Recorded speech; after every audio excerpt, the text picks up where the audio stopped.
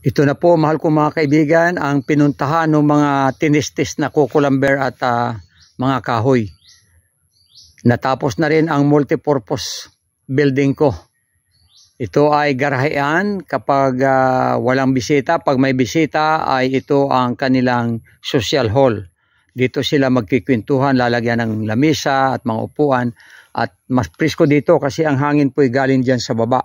Paakyat dito sa bundok. Ayan, pagdating dito, mahangin. Tama ang mga dahon. Oh. Ayan.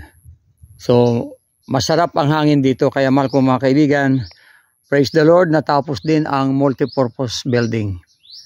Garahe at the same time ay pinagtawag niyan. Dito parang social hall na dito magkwentuhan, dito magkainan, mag-ihaw, nandun yung ihawan, andyan din ang lababo. So, ito na po mahal ko mga kaibigan.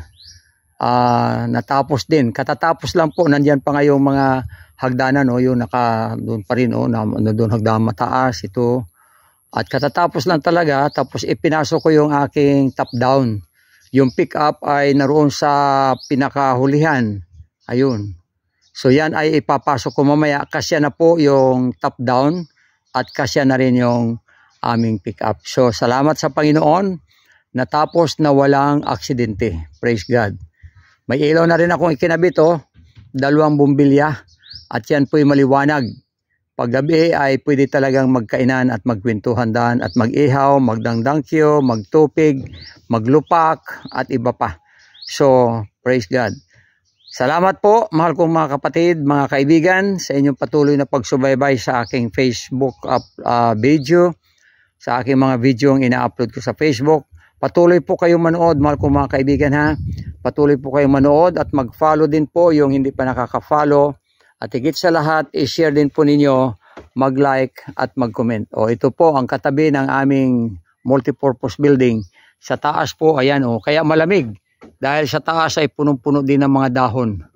Ayan, paikot mga manggayan. At ito ay mga bulaklak. Mga bugimbilya po ito.